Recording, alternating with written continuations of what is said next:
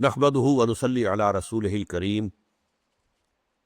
اما بعد فاعوذ بالله من الشیطان الرجیم بسم اللہ الرحمن الرحیم رب اشرح لي صدری ويسر لي امری واحلل عقدۃ من لسانی یفقهوا قولی۔ منہج انقلاب نبوی کے ضمن میں علی صاحب الصلاۃ والسلام جو چھٹا مرحلہ ہے، یعنی آرمڈ کانفلکٹ، دو طرفہ جنگ، یقاتلون فی سبیل اللہ فیقتلون ویقتلون، اہل ایمان اللہ کی راہ میں جنگ کر رہے ہیں، وہ قتل کرتے بھی ہیں، قتل ہوتے بھی ہیں۔ تو یہ صورتحال جو ہے یہ غزوہ بدر سے شروع ہوئی ہے،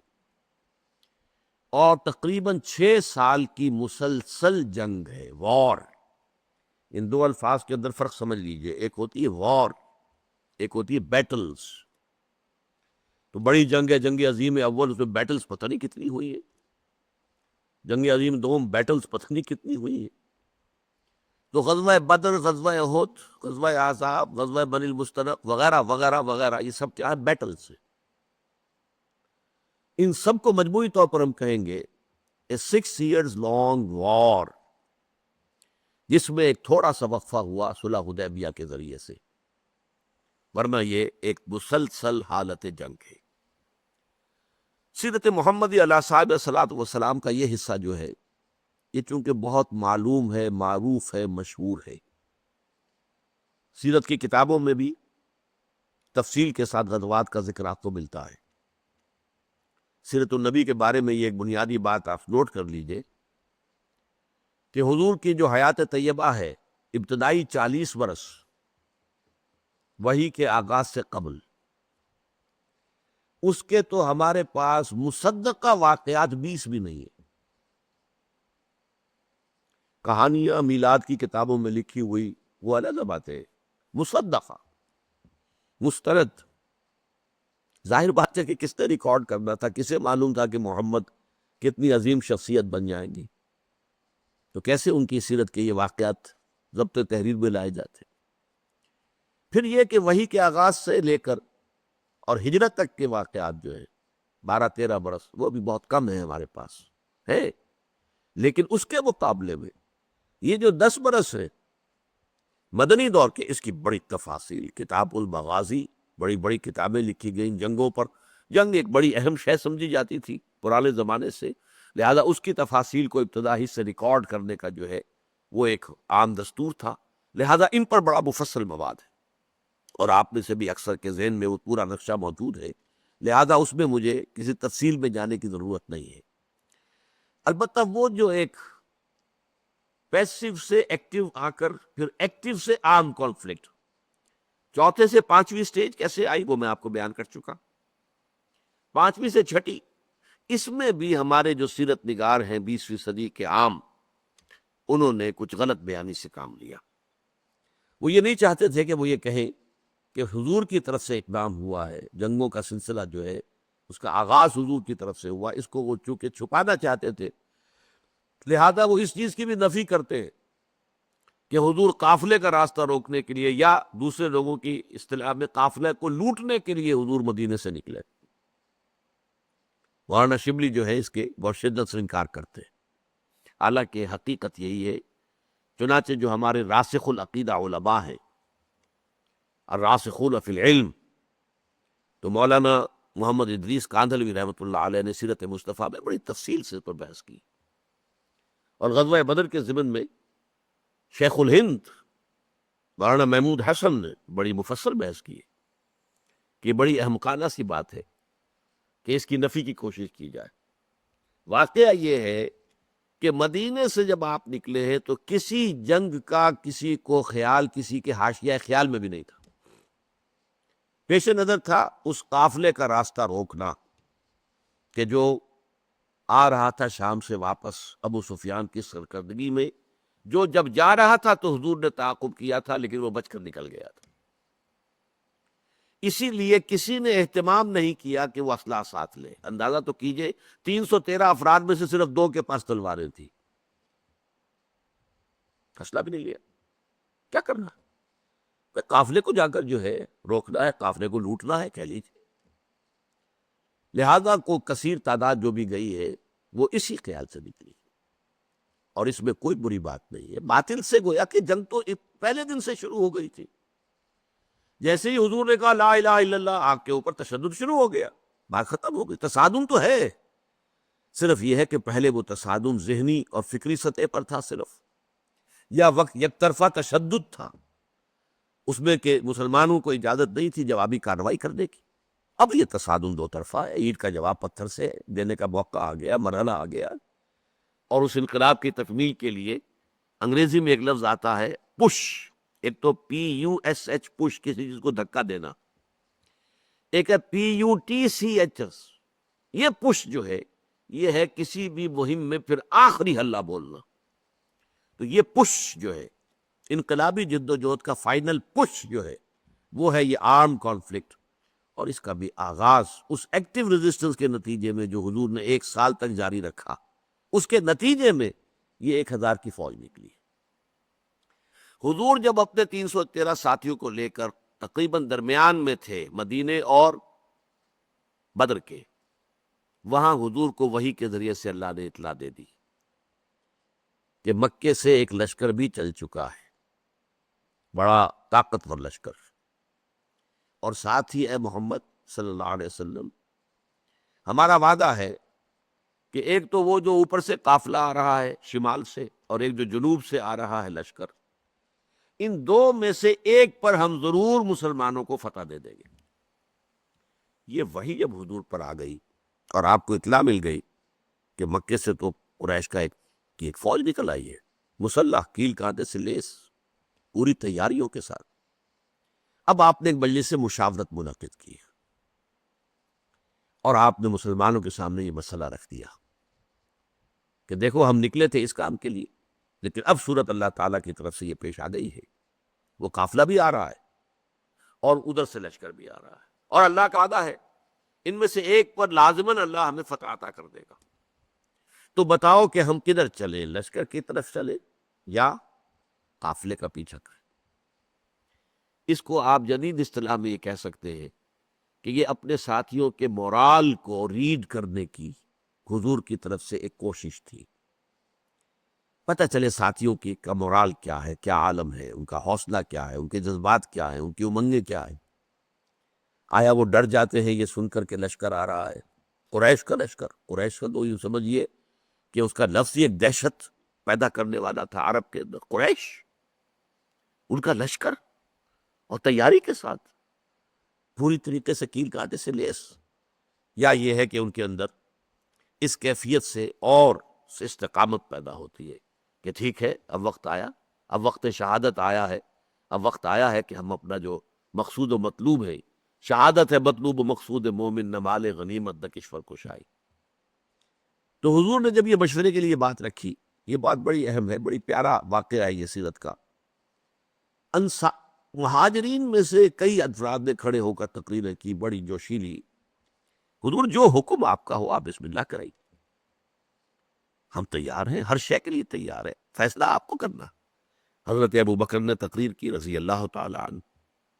لیکن حضور نے کوئی خاص اہمیت نہیں دی۔ حضرت عمر نے تقریر کی، اب بھی حضور نے کوئی خاص اہمیت نہیں دی، فرمایا بھائی دو مشورہ دو، آپ لوگ مشورہ دیجئے۔ پھر حضرت مقداد ابن الاسود نے جو تقریر کی ہے وہ بڑی پیاری ہے کہ حضور ہم موسیٰ کے ساتھی نہیں ہیں کہ جنہوں نے جنگ کے وقت کہہ دیا تھا کہ فَاذْهَبْ أَنْتَ وَرَبُّكَ فَقَاتِلَا إِنَّا هَاهُنَا قَاعِدُونَ، جاؤ موسیٰ تم اور تمہارا رب جا کر جنگ کرو، ہم تو یہیں بیٹھے، ہم جنگ نہیں کریں گے۔ ہم موسیٰ کے ساتھی نہیں ہیں، ہم محمد کے صحابی ہیں صلی اللہ علیہ وسلم۔ خدا کی قسم آپ بسم اللہ کریں،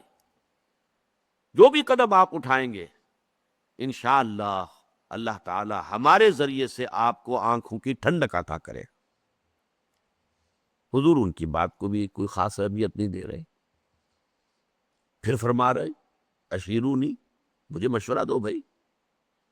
اب یہ بات جو ہے انصار کی سمجھ میں آ گئی کہ حضور کا روح سخن ہماری جانب ہے، کیونکہ انصار سے جو معاہدہ ہوا تھا بیعت عقبہ ثانیہ میں، وہ یہ تھا کہ اگر مدینے پر حملہ ہوگا تو ہم آپ کی حفاظت کریں گے اپنے اہل و عیال کی طرح۔ ابھی مدینے پر حملہ نہیں ہوا تھا، بلکہ حضور آگے بڑھ کر نکل آئے ہیں مدینے سے، اور جنگ مدینے سے باہر ہو رہی ہے۔ تو گویا کہ اسٹرکٹ سینس میں انصار پابند نہیں تھے اپنے اس معاہدے کی روح سے کہ حضور کا ساتھ دیں، اور ظاہر بات ہے کہ اب جو سچویشن پیش آ گئی تھی، صرف مہاجرین کی نفری کافی نہیں تھی، 80-85 مہاجر تھے، باقی سب کے سب انصار تھے، ان میں 313، وہ کفایت نہیں کرتے تھی اس سچویشن جو اس وقت پیش آ گئی ہے۔ لہذا حضور بار بار کہے تو سمجھ گئے۔ حضرت سعد بن عبادہ کھڑے ہوئے رضی اللہ تعالی عنہ، اور بڑی پیاری تقریر ہے ان کی یہ، کأنک تعنینا یا رسول اللہ، اے اللہ کے رسول شاید آپ کا روح سکون ہماری جانب ہے، فإنا آمنا بک وصدقناک، تو ہم تو آپ پر ایمان لا چکے ہیں۔ وہ بیعت عقبہ والی بات کو آپ بھول جائیے، جب اب ایمان لے آئے، ہم نے آپ کو اللہ کا رسول اور نبی مانا ہے، تو ہمارے لیے آپشن کون سا ہے؟ We don't have any option. خدا کی قسم اگر آپ اپنی سواری سمندر میں ڈال دیں گے، ہم سب کے سب آپ کے پیچھے سمندر میں اتر جائیں گے، اور خدا کی قسم اگر آپ ہمیں حکم دیں گے تم برق الغماد تک پہنچ جائیں گے، یمن کا ایک شہر، اور اپنی جو سواریاں ہیں یہ اونٹ اور اونٹنیاں، انہیں اس طویل سفر کی وجہ سے لاغر کر دیں گے، لیکن آپ جہاں حکم دیں گے آپ بسم اللہ کیجئے۔ اس پر آتا ہے کہ حضور کا چہرہ کھل اٹھا، خوشی کے اور بشاشت کے آثار، کہ یہ جو جماعت میں نے تیار کی ہے اتنی محنت سے، دعوت اور تربیت اور تنظیم کے مراحل جو میں گزار کے لایا ہوں، یہ جماعت اب تیار ہے فی الواقع اس آخری مرحلے میں داخل ہونے کے لیے، اب ہم پوری طریقے سے فٹ ہیں۔ اس پر آپ کے چہرے پر بشاشت آئی۔ اس کے بعد آپ نے کہا تو چلو پھر بدر کی طرف۔ اب یہ میں آپ سے عرض کر چکا ہوں کہ وہ قافلہ تو بدر کی وادی میں داخل ہی نہیں ہوا، ابو سفیان اس کو لے کر پہاڑی سلسلے کے ادھر مغرب کی طرف سے ہوتے ہوئے ساحل سمندر کے ساتھ ساتھ لمبا سفر کر کے بچ کے نکل گئے۔ اور یہ جب جو لشکر آ گیا قریش کا، اور جب پڑاؤ ہے، صرف میں اس کے بھی 2 واقعات آپ کو سنا دوں، کہ جب پڑاؤ پڑا ہوا ہے تو وہاں اطلاع پہنچ گئی کہ قافلہ تو بچ کر نکل گیا، ابو سفیان کا پیغام آ گیا کہ میں قافلے کو بحفاظت لے کر مکے پہنچ گیا۔ اب یہاں سوال پیدا ہوا، پھر وہی ہاکس اینڈ ڈوز کا معاملہ۔ ڈوز نے یہ سوچا کہ اب خوریزی کاہے کے لیے، ہم تو نکلے تھے اپنے قافلے کی حفاظت کے لیے، قافلہ تو پہنچ گیا۔ لیکن جو ہاکس تھے ان کو تو سمجھ میں یہ آیا کہ یہ تو ہمیں موقع مل گیا، گاڈ گیون اپارچونٹی، یہ ڈوز ہماری بات چلنے نہیں دے رہے تھے، اب جو ہے اب ہم یہاں تک پہنچ گئے ہیں، مدینہ یہاں سے صرف 80 میل دور ہے، ہم کہاں سے کہاں تک ہو کر یہاں پہنچ گئے ہیں، تو اب تو موقع ہے، اب یہاں سے واپس جانے کا کیا سوال ہے۔ حضرت حکیم بن حزام رضی اللہ تعالی عنہ اس وقت تک ابھی ایمان لے لائے تھے، وہ گئے عتبہ کے پاس کہ عتبہ دیکھیے ہمارا جو قافلہ تھا وہ تو بچ کے جا چکا ہے، اب یہ خامخواہ کی خوریزی اور جنگ کاہے کے لیے؟ آپ کی حیثیت یہ ہے قریش کے ہاں کہ اگر آپ اس کو روکنا چاہے تو جنگ اب بھی رک سکتی ہے۔ اس نے بھی کہا ٹھیک ہے، بات تو تمہاری صحیح ہے، اچھا چلو چلتے ہیں ابو جہل کے پاس، وہ he was the chief of the ہاکس، وہاں جا کر بات کی، اور وہ شخص جو تھا پھر اس نے پیترا بدلا، تانا دیا عتبہ کو۔ عتبہ کے بیٹے تھے حضرت حذیفہ رضی اللہ تعالی عنہ، جو ایمان لا چکے تھے حضور کے ساتھ تھے۔ ہاں معلوم ہوتا ہے عتبہ بیٹے کو سامنے دیکھ کر تم پر بزدلی طاری ہو گئی ہے۔ اب یہ عرب کے لیے بہت بڑا طعنہ تھا۔ دوسری طرف اس نے یہ کیا کہ وہ جو ایک مارا گیا تھا وادی نخلہ میں ایک مشرک، اس کے بھائی کو بلایا کہ دیکھو یہ تمہارے بھائی کے قاتل جو ہے وہ اب سامنے پڑے ہوئے ہیں، لیکن یہ لوگ چاہتے ہیں کہ جنگ نہ ہو۔ اس نے فوراً کپڑے پھاڑے، وہاں کا جو ان کا ایک قبائلی رواج تھا، اور چیخنا چلانا شروع کیا، اپنے اس مقتول بھائی کا نام لے کر کے اس کا انتقام، اس کا قصاص لے کر جائیں گے، وہاں سے نہیں جائیں گے واپس یہاں سے۔ عتبہ نے بھی اس طعنے کا جواب دیا کہ یہ صبح معلوم ہوگا کہ کون کاورڈ ہے، کون بزدل ہے۔ ظاہر بات ہے کہ عتبہ کو یہ بات کھا گئی، وہ چونکہ نسبتاً شریف النفس لوگوں میں سے تھا، یعنی عمر کے اعتبار سے بھی بزرگ، ویسے بھی تباہیں ہیں ہر ایک کی، جیسے کہ وہ شعر ہے کہ نہ ہر زند نست و نہ ہر مرد مرد، خدا پنج انگوش یکساں نہ کرد۔ نہ اہل ایمان میں سے سب ایک درجے کے تھے، برابر کے تھے، نہ کفار میں سب ایک درجے کے تھے۔ کافروں میں انتہائی سخت معاند بھی تھے، اور کافروں میں وہ شخص بھی تھا جنہوں نے حضور کو پناہ دی تھی، جبکہ آپ تائف سے آئے ہیں مایوس لوٹ کر، وہ بھی کافر ہی تھا، مشرک تھا۔ اور ظاہر بات ہے کہ ابو طالب بھی تو کفر ہی کی حالت میں دنیا سے گئے ہیں، لیکن حضور کی مدد کرتے رہے، آپ کو سہارا دیتے رہے۔ تو ہر طرح کے لوگ ہوتے ہیں، تو عتبہ در حقیقت ان میں سے شریف النفس لوگوں میں سے تھا، لیکن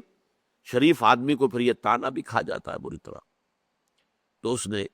کہا اچھا یہ تو کل صبح پھر فیصلہ ہوگا کہ بزدل کون ہو۔ نتیجہ یہ ہوا ہے کہ پھر اگلے دن سب سے پہلے عتبہ میدان میں آیا۔ یہ اس تانے کا نتیجہ، اپنے بھائی شیبہ بن ربیعہ کو بھی ساتھ لیا، اپنے بیٹے ولید بن عتبہ، حضرت حذیفہ کا چھوٹا بھائی۔ اب بڑا بھائی حضور کے ساتھ ہے، چھوٹا بھائی یہاں مقابلے میں آئے۔ یہ نکلے جیسا کہ پرانے زمانے میں روایت تھا، مبارزت،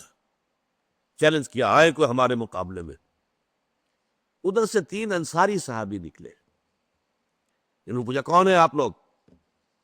ڈسکلوز یور آئیڈینٹی۔ انہوں نے بتایا ہم انصار میں سے ہیں۔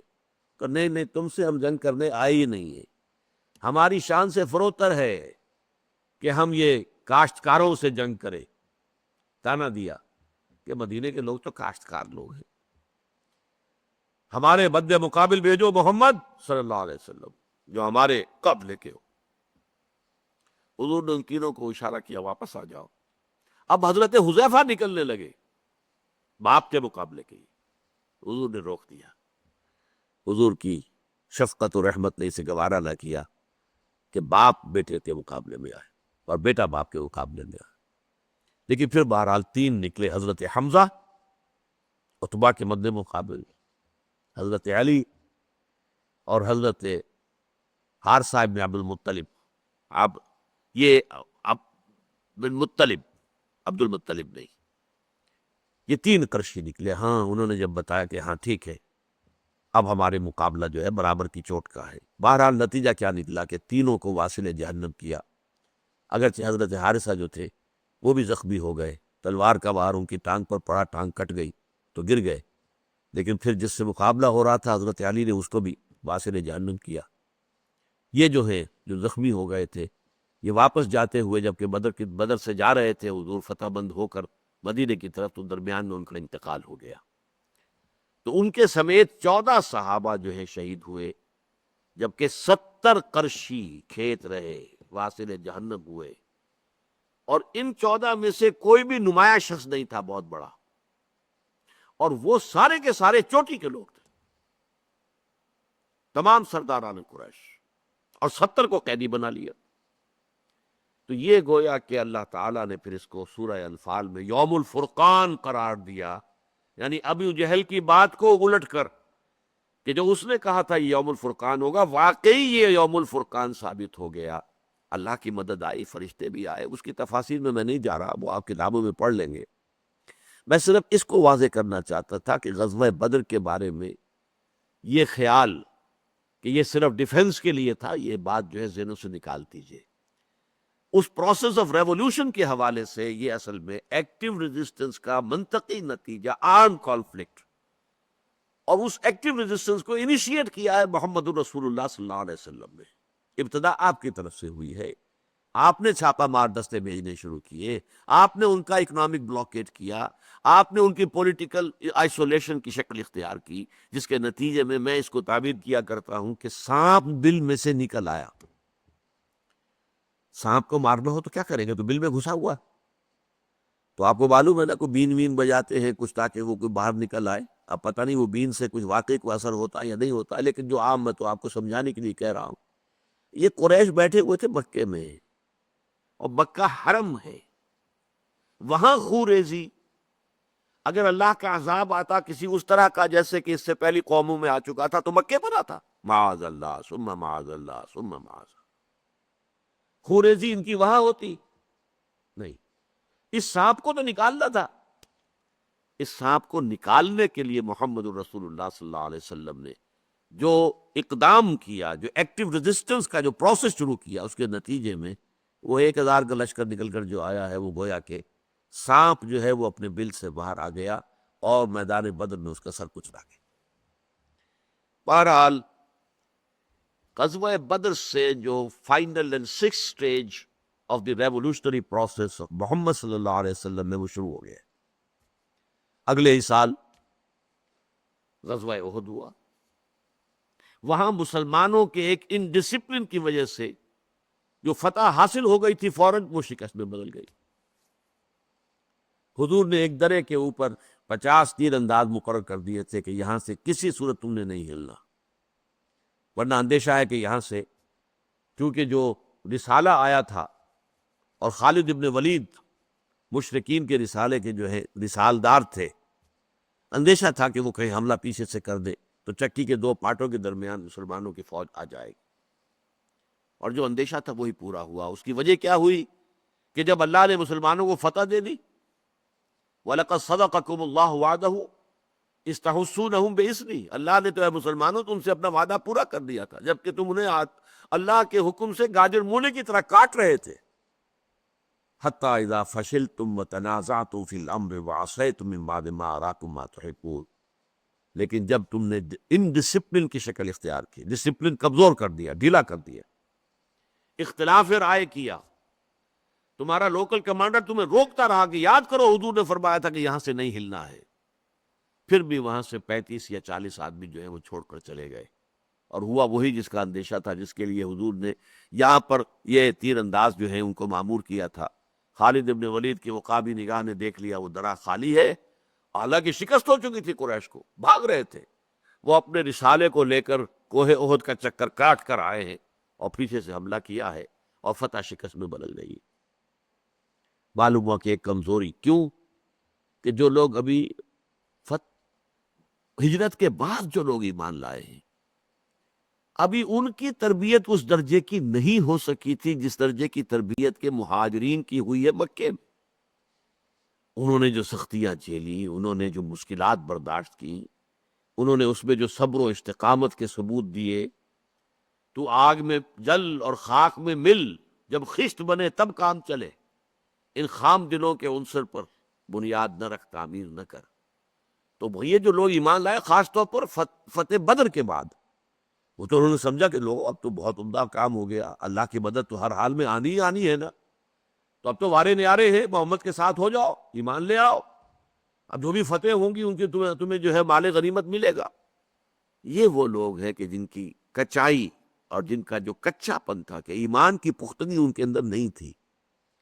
اس کو اللہ تعالیٰ نے غزوہ احد کے حوالے سے مسلمانوں پر واضح کر دیا۔ عبداللہ ابن ابی وہ خود بھی غزوہ بدر کے بعد ایمان لایا ہے، اس سے پہلے ایمان نہیں لایا تھا، وہ اپنے 300 ساتھیوں کو لے کر پہلے ہی علیحدہ ہو گیا، اور دوران بھی اس طرح کی کمزوریاں مسلمانوں سے ثابت ہو گئی، سرزد ہو گئی، جس کی اللہ نے سزا دی تاکہ آئندہ کے مراحل کے لیے یہ جو کمزوریاں ہیں تمہارے اندر، اس کا تمہیں علم ہو جائے، تمہیں سمجھ ہو جائے، تاکہ آئندہ جو ہے وہ اس سے بچ سکو۔ بہرحال غزوہ احد کا یہ پہلو جو ہے ذرا سمجھانے کا تھا آپ کو۔ باقی یہ ہے کہ اس کے ساتھ یہ سمجھیے کہ 2 سال کے بعد بڑے غزوے، ویسے تو یہ کہ ہر وقت جو ہے ایک حالت جنگ تھی، چھوٹے چھوٹے غزوات تو ہو رہے تھے ان کے درمیان، یہ بڑے بڑے غزوے ہیں، غزوہ بدر، غزوہ احد، پھر غزوہ احزاب، اس میں کہ 12,000 کا لشکر آ گیا تھا۔ میں نے تو آپ سے کہا تھا کہ عرب کے حساب سے وہ 1,000 کا لشکر جو بدر کا تھا وہی بہت بڑی شے تھی، لیکن 12,000 شمال سے اور مشرق سے اور جنوب سے تینوں اطراف سے فوجیں آئی ہیں اور مدینے کو گھیر کر پڑ گئی ہیں۔ لیکن ان تینوں جنگوں کے ساتھ ضمیمے ہوئے ہیں، ہر جنگ کے ساتھ ایک ضمیمہ۔ غزوہ بدر کے فوراً بعد بنو قینقاع کے خلاف اقدام کرنا پڑا، انہوں نے غداری کی۔ یہ تینوں جو قبیلے تھے جن کو حضور نے اپنے اس معاہدے کے اندر جکڑ لیا تھا میثاق مدینہ میں، ایک ایک کر کے انہوں نے بدعہدی کی اور ان کی سزا دی گئی۔ غزوہ احد کے بعد بنو نذیر نے یہی کیا، اور غزوہ احزاب کے موقع پر بنو قریظہ نے یہی کیا۔ تو یہ تین غزوات اس کے ساتھ ضمیمے کے طور پر ہیں، غزوہ بدر کا ضمیمہ، غزوہ بنو قینقاع، اور غزوہ احد کا ضمیمہ غزوہ بنو نذیر جس کا ذکر سورہ حشر میں ہے قرآن مجید میں، اور غزوہ احزاب کا ضمیمہ غزوہ بنی قریظہ۔ یہ احزاب اور بنو قریظہ دونوں کا ذکر جو ہے یہ سورہ احزاب میں۔ بہرحال ان جنگوں کے نتیجے میں غزوہ احزاب کے موقع پر آ کر آخری امتحان اللہ تعالیٰ نے اہل ایمان کا لے لیا۔ ایسی صورتحال تھی کہ محسوس ہوتا تھا کہ اب یہ چراغ بجھا کے بجھا، جیسے کہیں صحرا میں کوئی چراغ چل رہا ہے اور تیز آندھیاں چل رہی ہیں بجھانے کے لیے۔ مدینہ منورہ ایک چھوٹا سا شہر، چند ہزار کی اس کی کل نفری، کتنے مسلمان اس میں ہیں، پھر یہ کہ تین طرف یہودیوں کے قلعے ہیں۔ اس وقت جو ہے وہ ایک ہی رہ گیا تھا بنو قریظہ کا۔ اندیشہ ہے کہ وہ غداری نہ کر دیں، جیسے کہ پہلے ان کے دونوں بھائی قبیلے جو ہیں وہ غداری کر چکے ہیں، بنو نذیر بھی اور بنو قینقاع بھی۔ 12,000 کا لشکر، ٹوٹل بلاکیڈ۔ اور اس موقع پر حضرت سلمان فارسی کے مشورے پر عمل کرتے ہوئے حضور نے خندق کھدوا لی، ڈیفنس کا وہ طریقہ اختیار کیا کہ جس سے عرب واقف نہیں تھے۔ یہ تو حضرت سلمان فارسی ایرانی تھے، انہیں معلوم تھا۔ انہوں نے کہا کہ حضور ایسے موقع پر ہمارے ہاں ایسا کرتے ہیں کہ خندق کھود لیتے ہیں تاکہ وہ دشمن آپ پر لشکر کی حیثیت سے حملہ آور نہ ہو سکے۔ خندق کھودی گئی ہے، فاقے ہیں اس لیے کہ بلاکیڈ ہے، باہر سے کچھ آئی نہیں رہی، اب کھانے کو کچھ ہے ہی نہیں، کئی وقت کے فاقے ہیں۔ پیٹوں پر لوگوں نے پتھر کسے ہوئے اپنی چادروں کے ساتھ، پتھر رکھ کر چادر کو باندھ لیا جیسے آپ بیلٹ باندھتے ہیں، تاکہ یہ جو سٹامک ہے اصل میں جب بالکل خالی ہو جاتا ہے تو اس میں ہنگر کنٹریکشن شروع ہو جاتی ہے، اندر ہی اندر پھر جو وہ ہے، بلکہ وہ اپنے آپ کو بھی کھانا شروع کر دیتا۔ وہ جو جوسز ہیں، ڈائجسٹو جوسز، وہ تو پیدا ہوتے ہیں اور وہ اس کو خود معدے کا جو ہے اسی کو گلانا شروع کر دیتے۔ اس کے لیے یہ ایک ذریعہ ہوتا ہے کہ پیٹ کے اوپر پتھر رکھ کر مضبوط اسے کس دیا جائے، گویا کہ ایک تسلی دے دی جائے معدے کو کہ کچھ ہے، چاہے وہ باہر ہے اس کے اندر نہیں ہے، لیکن یہ کہ یہ ایک طریقہ ہوتا ہے کمر دوہری نہ ہو جائے، کمزوری نہ ہو۔ اور یہ صورتحال تھی۔ اس حال میں جو ہے حکم دیا گیا کہ اب خندق کھودو، اور وہ بھی پتھریلی زمین، اس میں آسانی سے خندق نہیں کھودی جا سکتی تھی۔ ادھر فاقے ہیں، شدید سردی ہے، سردی میں انسان کی خوراک کی ضرورت بڑھ جاتی ہے، زیادہ کیلوریز کی ضرورت ہوتی ہے۔ یہاں پر یہ ہے کہ خوراک ہے ہی نہیں اور پیٹوں سے پتھر بدے ہوئے ہیں۔ آ کے جب انہوں نے حضور کے سامنے جو ہے اپنی یہ پیش کی صورتحال کہ حضور دیکھیے فاقوں سے ہمارا برا حال ہے، ہم نے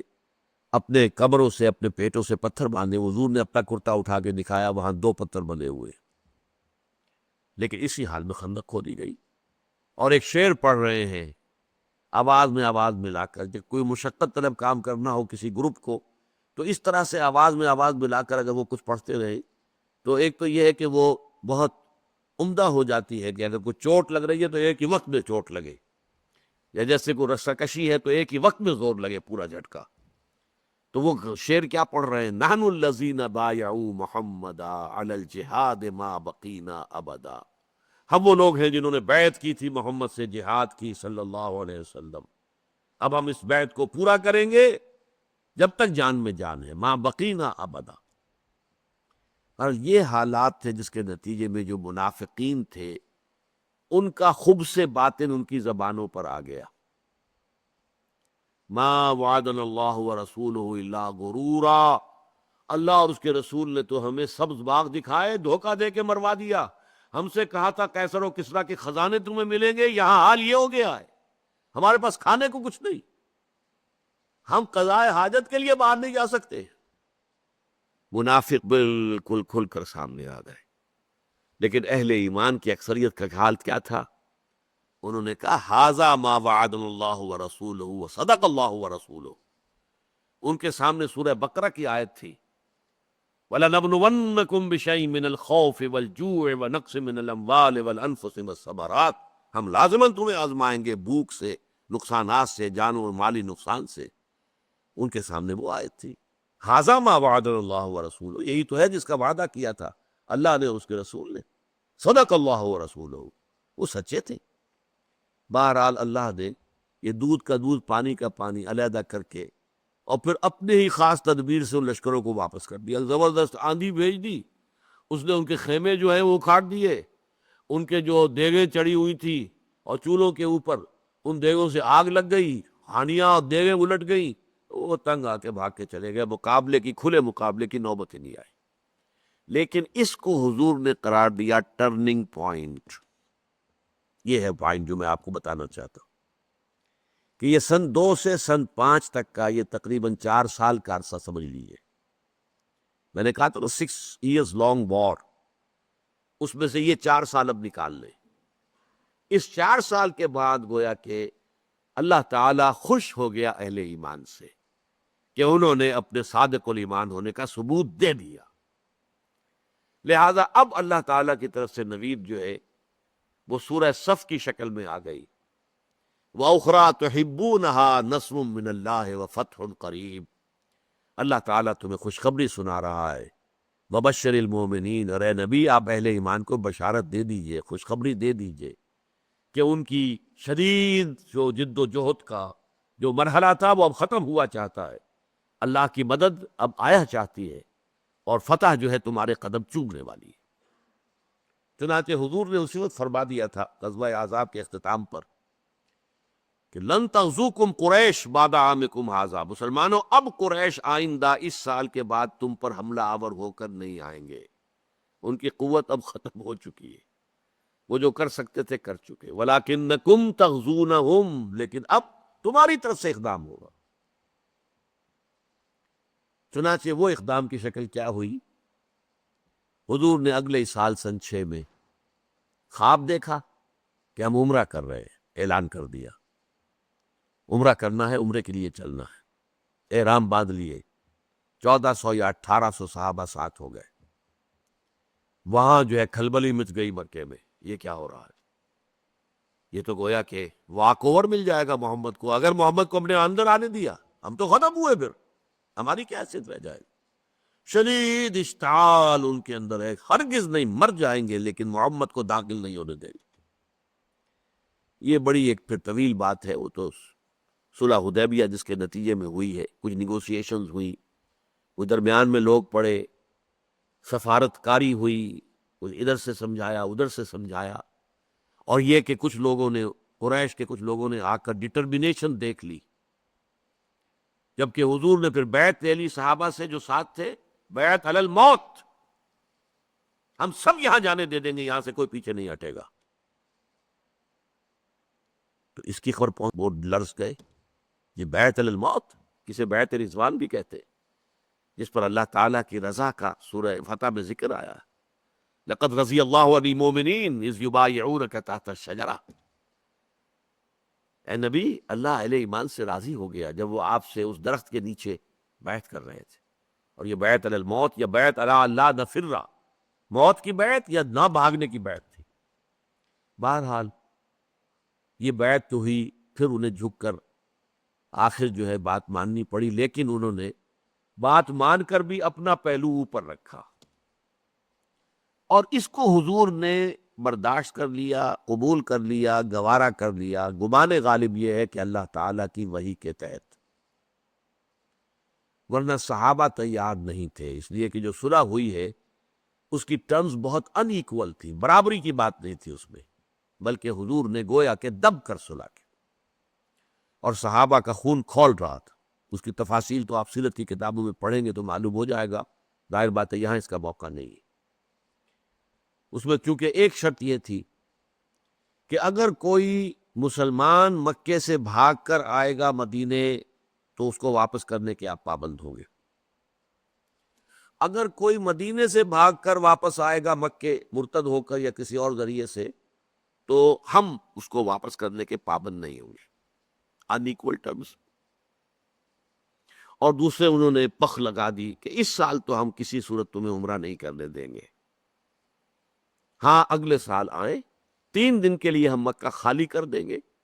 آپ 3 دن تک مکے میں رہیں، ہم پہاڑوں پر چلے جائیں گے، آپ عمرہ کریں پورے اطمینان اور سکون کے ساتھ، لیکن اس وقت واپس جانا ہوگا۔ حضور نے دونوں شرطیں قبول کر لی، صلح ہو گئی۔ اس کو قرآن نے کہا انا فتحنا لک فتحا مبینا، اے محمد ہم نے آپ کو بڑی کھلی فتح عطا کر دی ہے، عنایت کر دی ہے۔ اس فتح کا فتح ہونا بعد میں واضح ہوا۔ 2 کام حضور نے کیے اس صلح کے نتیجے میں۔ جب جنوب کی طرف سے آپ مطمئن ہو گئے کہ مکے سے کوئی حملہ نہیں ہوگا، پوری قوت کے ساتھ آپ نے شمال میں اقدام کیا، اور خیبر جو گڑھ تھا یہودیوں کا،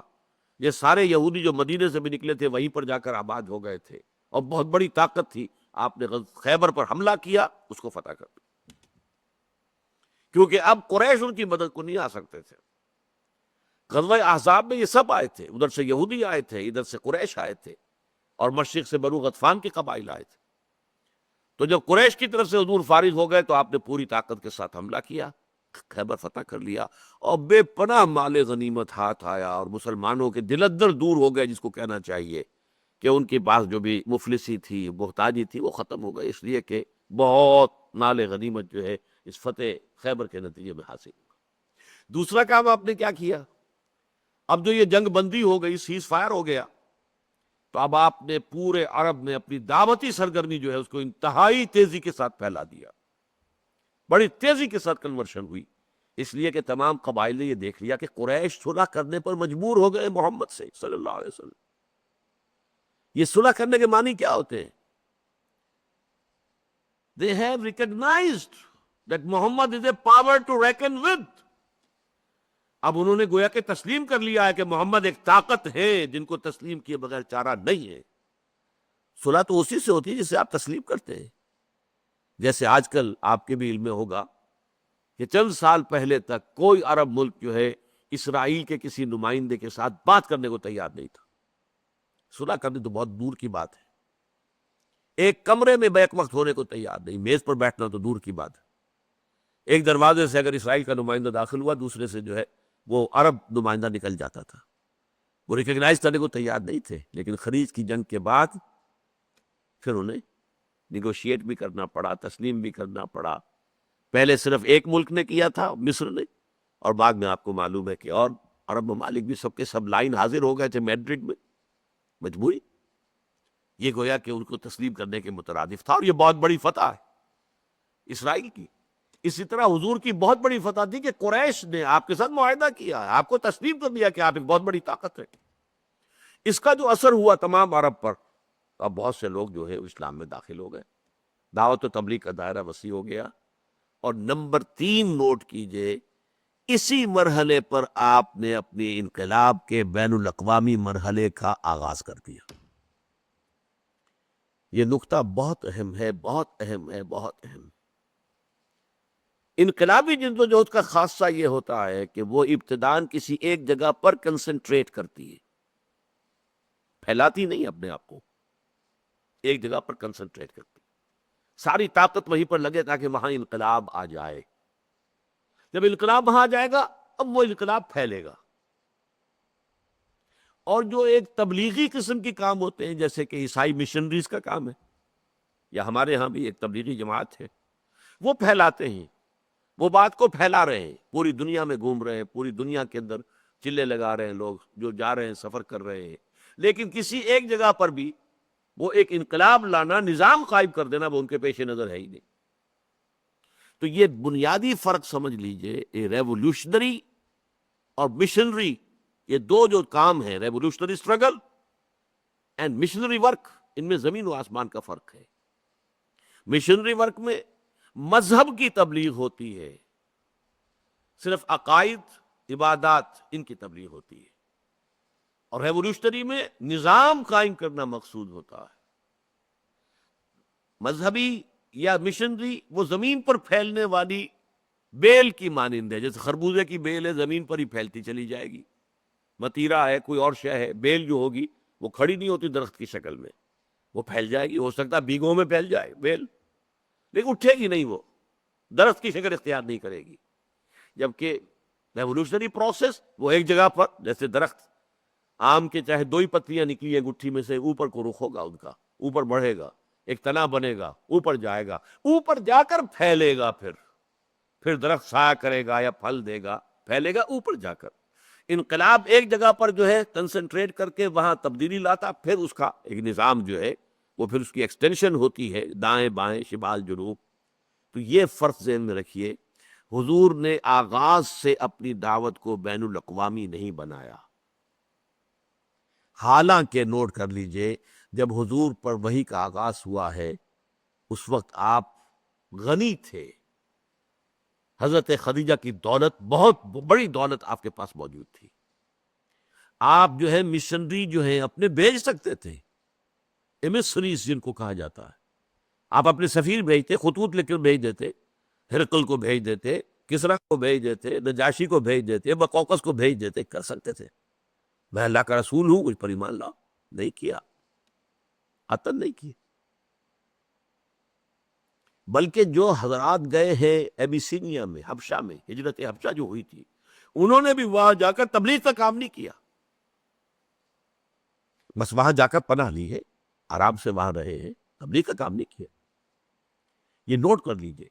اس لیے کہ انقلابی جد و جہد جب تک کہ کسی ایک جگہ پر کامیاب نہ ہو جائے وہ اسے انٹرنیشنلائز نہیں کرتے، بلکہ اس میں نقصان ہو جاتا ہے۔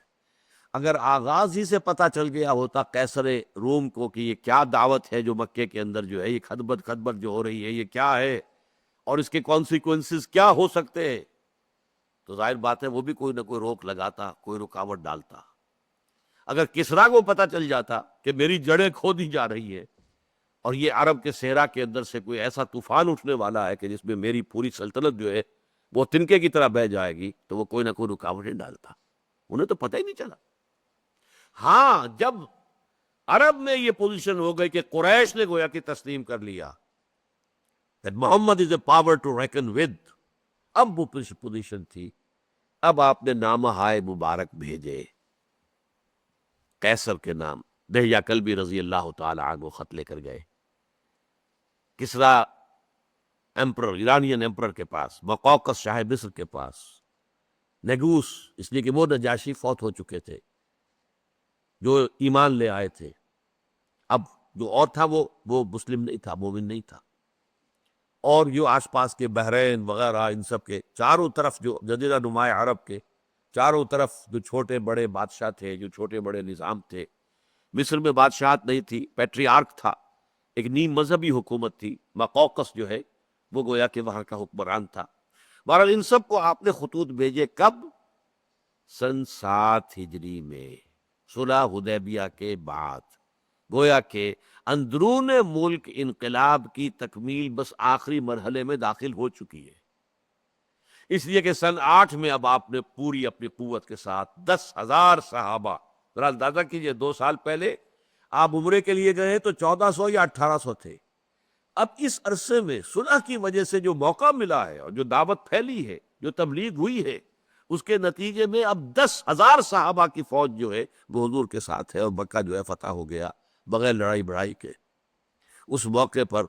چونکہ ابو سفیان کو بھی یہ معلوم تھا کہ اب ہمارے اندر یہ جان نہیں ہے، طاقت نہیں ہے، ہم مقابلہ نہیں کر سکتے محمد کا صلی اللہ علیہ وسلم، تو صلح توڑی تھی انہوں نے اور ان کے ساتھیوں نے، اس نے کوشش کی کہ صلح کی تجدید ہو جائے، دوبارہ صلح ہو جائے، لیکن حضور صلی اللہ علیہ وسلم نے اس صلح کی تجدید جو کرنے پر آمادگی ظاہر نہیں کی، اور آپ نے سفر کیا، اور آپ اس کے نتیجے میں یہ 10 رمضان مبارک، 1 ہفتہ کم 6 برس، 17 رمضان سن 2 ہجری، غزوہ بدر، beginning of the 6th and the final stage of the revolutionary process of Muhammad صلی اللہ علیہ وسلم، armed conflict، اور 10 رمضان المبارک سن 8 ہجری میں مکہ فتح ہو، اس کے بعد طائف، اس کے بعد حنین، یہ تو گویا کہ زمین میں ہے۔ فتح مکہ کے بعد گویا کہ اندرون جزیرہ نما عرب جاء الحق وزاق الباطل ان الباطل کان زہوقا، اس کے بعد جو ہے اگلا مرحلہ وہ در حقیقت اس کی بیرون جزیرہ نما عرب جو توسیع ہے اس کا ہے، 7واں اور آخری مرحلہ، اس پر انشاءاللہ آئندہ نشست میں گفتگو ہوگی۔ اقول قولی ھذا واستغفر اللہ لی ولکم ولسائر المسلمین والمسلمات.